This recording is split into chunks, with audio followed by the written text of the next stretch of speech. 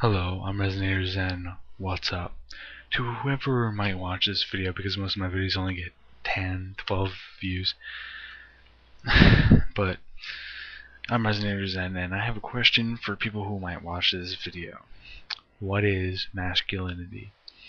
Is it being hard-headed? Is it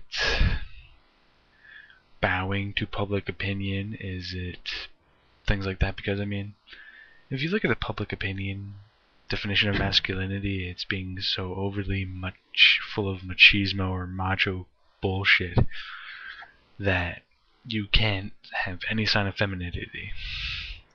You can't have any signs of anything feminine.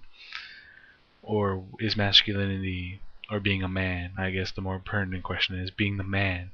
Is being the man being able to say that I read New Moon, I don't care what the fuck you think. So that's my definition of being a man and or masculinity.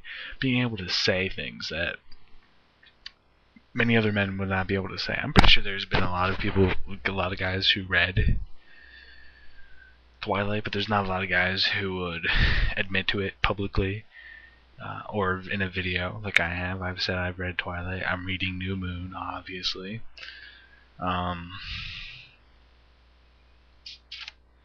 That doesn't make me any less of a man for saying that.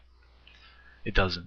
It doesn't make me any less of a man. It doesn't make me any less of a man that I cry at points in movies. It doesn't make me any less of a man for doing that. It makes you less of a man if you don't do that. Because if you're worried about public opinion and what people will think of you if you do such a thing, or say that you do such a thing. I mean, what's really more macho or manly? Willing to say, this is what I do, and I don't care what the fuck you think of me, even if I do this?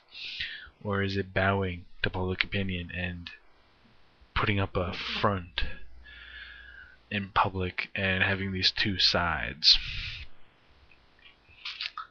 Now, I'm not saying that you need to be open about everything.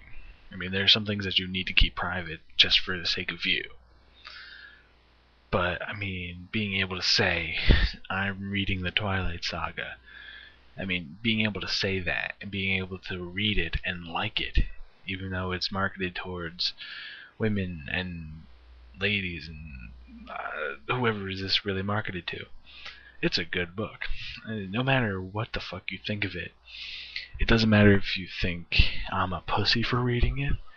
It doesn't matter if I think you're a pansy for not reading it.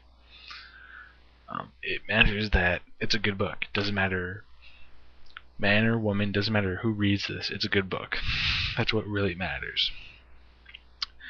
And I mean,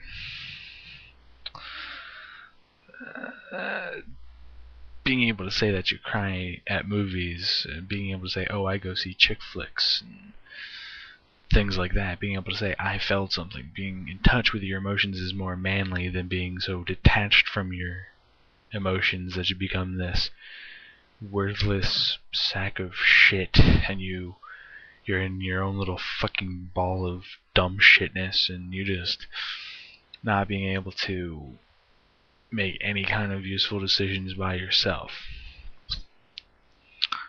I mean, I love books that are sensitive. I'm not ashamed to say that. I am. I'm not ashamed to say that I like things that are generally considered gay if you're a guy. I mean, theater is still considered really a gay guy thing if you see any guys. But I mean, I'm not gay, and I like theater. I want to go see plays. I want to go see things like that. I just haven't had the opportunity. I like Shakespeare. I like reading plays. I'm a romantic, I guess, so I would call it. Is that I like listening. I guess that's another not manly thing I do, is I listen to people's problems. I don't just yell and scream at someone else about my problems. I actually am willing to listen to people's problems and try to offer some kind of support system for them. But I think those are more manly traits than being this overly macho, body obsessed kind of person. These narcissistic people who are like, oh yeah, I fucked that girl. Oh, I fucked her good. Like, and those kinds of useless macho shit. I hate that crap.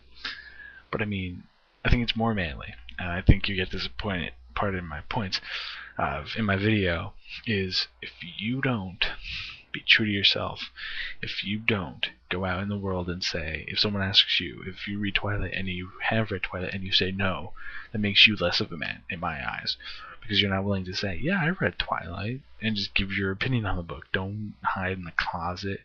Don't hide in, that's a bad metaphor, but I mean, don't go hiding from the public eye about who you really are. I mean, I've said things that probably people think less of me for saying, but I say them. I mean,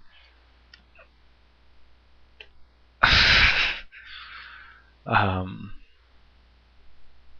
don't know, but I mean, if you're a guy and you've read Twilight and you don't tell anybody you've read Twilight, you're a pansy, in my opinion. And I've said this in my Twilight book review. Honestly. I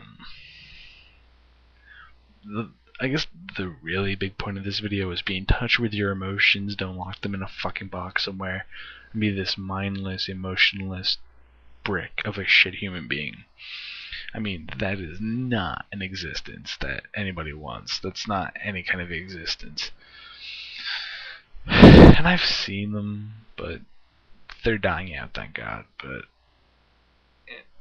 honestly, if someone asks you something, it's like, have you seen The Notebook? Have you seen this sappy love movie? Have you seen this? Have you seen that? Have you cried? Have you cried this? Have you cried that? Be truthful. Say, yes, I cried. No, I didn't cry. Yes, I cried. Just be honest. Honestly, if someone asked me, did I cry at this movie, and I did cry, I'd be like, yes, I did cry, because it's a sad thing. But I got off track. I'm RezenatorZen. Peace, love, harmony.